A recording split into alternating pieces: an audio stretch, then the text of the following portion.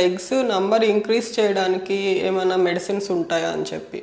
నార్మల్గా ఒక లేడీలో ఎగ్స్ అనేది ఫిక్స్డ్ నెంబర్ ఉంటాయన్నమాట. ఏజ్ ఒక్కొక్క 1 ఇయర్ పెరిగే కొద్దికి కొన్ని ఎగ్స్ అనేటివి తగ్గిపోతూ వస్తాయి. అలాగా అందుకనే ఫర్టిలిటీ పొటెన్షియల్ కూడా తగ్గుతూ వస్తుంది అని చెప్తాం. సో నార్మల్గా 30 అబోవ్ అయిన వాళ్ళకి అరౌండ్ 33, 35 అయిన తర్వాత డ్రాస్టిక్గా డిక్లైన్ అనేది ఉంటుంది. కాకపోతే ఈ మధ్య కాలంలో కొన్ని వేరియస్ రీజన్స్ వల్ల కొంతమందికి ఎర్లీగా కూడా తగ్గుతున్నాయి. సో ఎగ్స్ పెరగడానికి అనేసి స్పెసిఫిక్గా ట్రీట్మెంట్స్ అనేటివి ఏమి ప్రూవెన్ మెథడ్స్ అనేవి లేవు. Normal healthy life style, healthy diet maintain చేస్తుంటే ఆ డిక్రీజ్ అనేది కొంచెం స్లోగా వస్తుంది, కానీ ఆల్రెడీ తగ్గిపోయిన వాటిని పెరగడానికి మనకేం ట్రీట్మెంట్స్ ఉండవు. సో ట్రీట్మెంట్ వరకు వెళ్ళే వరకు కొంచెం ఎగ్ క్వాలిటీ మెయింటైన్ చేయడానికి మెడిసిన్స్ అనేటివి ఇస్తాము.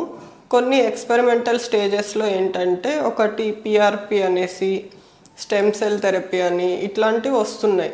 వాటిలో ఏంటంటే స్కాన్ వైస్ చూసినప్పుడు ముందు ఉన్న ఎగ్స్ కంటే ఓవరీలోకి డైరెక్ట్గా పిఆర్పి కానీ స్టెమ్ సెల్స్ కానీ ఇంజెక్ట్ చేసి ఒక 2-3 మంత్స్ తర్వాత చూసినప్పుడు కొంచెం ఒక 2-3 ఎగ్ నెంబర్ అనేది పెరిగినట్టు కొన్ని ఎక్స్పెరిమెంట్స్ అనేటివి జరుగుతున్నాయి, కానీ ఏవి కూడా ప్రూవెన్ మెథడ్స్ అనేవి లేవు. ప్రెగ్నెన్సీ కోసం ప్రయత్నం చేసి రానప్పుడు కపుల్స్కి చాలా డౌట్స్ వస్తూ ఉంటాయండి. వాళ్ళు ఏ టైంలో కలవాలి, ఏ టైంలో కలిస్తే ప్రెగ్నెన్సీ వచ్చే ఛాన్స్ బెస్ట్ ఉంటుంది, ఎర్లీ మార్నింగ్ కలిస్తే ఏమైనా డిఫరెన్స్ వస్తుందా, నైట్ టైమే కలవాలా, ఇలాంటివి చాలా కామన్గా అడుగుతూ ఉంటారు. సో నిజానికి హస్బెండ్ వైఫ్ ఓవ్యులేషన్ టైంలో కలిస్తే ప్రెగ్నెన్సీ ఛాన్సెస్ బెస్ట్ ఉంటాయి. సో ఎగ్ అనేది ఆడవాళ్ళకి ప్రతి నెల ఒకటేసారి విడుదలవుతుంది. అండ్ అది విడుదలయ్యాక ఎగ్ 24 hours మాత్రమే అవైలబుల్ ఉంటుంది. ఈ 24 hours పీరియడ్లో స్పర్మ్స్ ఎగ్ దగ్గరికి చేరుకుంటేనే ప్రెగ్నెన్సీ వచ్చే అవకాశం ఉంటుంది. సో ఓవ్యులేషన్ టైం గమనించుకొని ఆ టైంలో ప్రెగ్నెన్సీ కోసం ట్రై చేస్తే ప్రెగ్నెన్సీ ఛాన్సెస్ పెరుగుతాయే తప్ప మార్నింగ్ ట్రై చేస్తే ఎక్కువ ఛాన్స్ ఉంటుంది, నైట్ ట్రై చేస్తే ఎక్కువ ఛాన్స్ ఉంటుంది అనేది అయితే ఏం లేదండి. So during the day specific టైంలో ట్రై చేస్తే ప్రెగ్నెన్సీ ఛాన్స్ ఎక్కువ ఉంటుంది అని అయితే డెఫినెట్లీ ఉండదు. మీకు ఏ టైంలో కంఫర్టబుల్గా ఉంటే ఆ టైంలోనే మీరు ట్రై చేసుకోవచ్చు.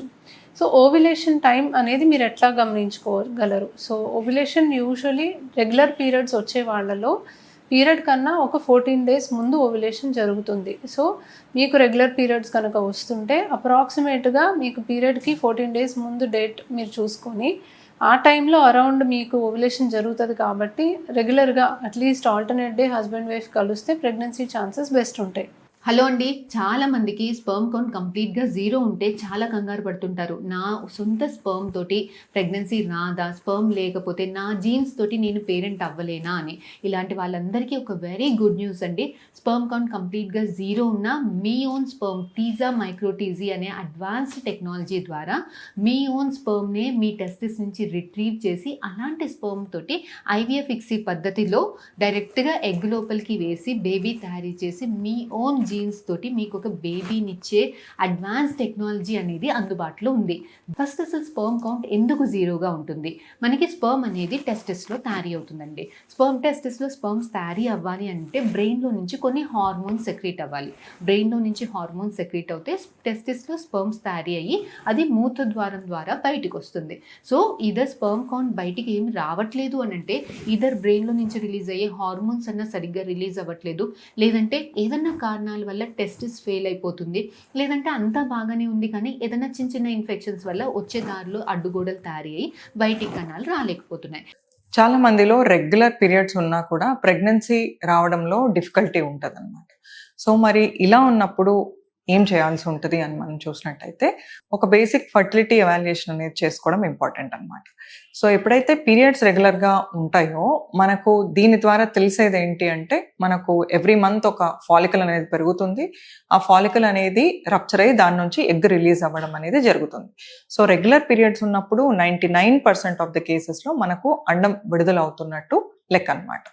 సో అలా ఉన్నా కూడా మనకు ప్రెగ్నెన్సీ అందట్లేదు అంటే మనకు మగవాళ్ళలో ఒక సెమెన్ అనాలిసిస్ టెస్ట్ చేసుకోవడం ఇంపార్టెంట్. దీంతో పాటు ఆడవాళ్ళలో ఫాలోపియన్ ట్యూబ్స్ అనేవి ఓపెన్ ఉన్నాయా లేదా తెలుసుకోవడానికి ఫాలోపియన్ ట్యూబ్ టెస్ట్ అనేది చేసుకోవడం ఇంపార్టెంట్ అనమాట. సో ఈ టెస్ట్లు అన్ని నార్మల్ ఉన్నా కూడా ఇంకా మరి ప్రెగ్నెన్సీ రావట్లేదు అంటే అలాంటి కండిషన్ని అన్ఎక్స్ప్లెయిన్డ్ ఇన్ఫర్టిలిటీ అంటారనమాట. సో ఈ అన్ఎక్స్ప్లెయిన్డ్ ఇన్ఫర్టిలిటీ రఫ్గా ప్రెగ్నెన్సీ ప్లాన్ చేస్తున్న కపుల్స్లో మనం గమనించినట్టయితే ఒక 20 నుంచి 25% మంది కపుల్స్ అన్ఎక్స్ప్లెయిన్డ్ ఇన్ఫర్టిలిటీతో బాధపడడం అనేది జరుగుతుంది. ఐవీఎఫ్ సక్సెస్ దేని మీద డిపెండ్ అయి ఉంటుంది? ఈ టాపిక్ మీద మనం డిస్కస్ చేద్దాము. సో ఐవీఎఫ్ చేసేటప్పుడు ఐవీఎఫ్లో చాలా పారామీటర్స్ ఇన్వాల్వ్ అయి ఉంటాయి. ఫస్ట్ మన బయలాజికల్ పారామీటర్స్, తర్వాత మన ట్రీట్మెంట్ ప్రోటోకాల్స్, మూడోది ల్యాబ్ పారామీటర్స్. ఈ మూడిటి మీద ఐవీఎఫ్ సక్సెస్ అనేది ఆధారపడి ఉంటుంది. So coming to biological parameters, first thing is age. Age తక్కువ ఉన్న వాళ్ళల్లో ఐవీఎఫ్ సక్సెస్ రేట్ ఎక్కువగా ఉంటుంది. Advanced age patients whether male or female IVF success rate అనేది తక్కువగా ఉంటుంది. నార్మల్గా 35 బిలో వాళ్ళల్లో IVF success rate will be around 60 to 70%. 35 above వాళ్ళల్లో it comes down drastically. By 40 years old, 40 yearsకి వచ్చేసరికి ఐవీఎఫ్ సక్సెస్ రేట్ ఇంకా తగ్గిపోతూ వస్తుంది అనమాట. ఆల్మోస్ట్ 30% దాకా ఉంటుంది అరౌండ్ 40 years ఆఫ్ ఏజ్లో. So age is a primary important biological parameter which decides IVF success. Second thing, మనం ఐవీఎఫ్ సక్సెస్లో మెయిన్గా egg quality, sperm quality, embryo quality, ఈ మూడు ఇన్వాల్వ్ అయి ఉంటాయి.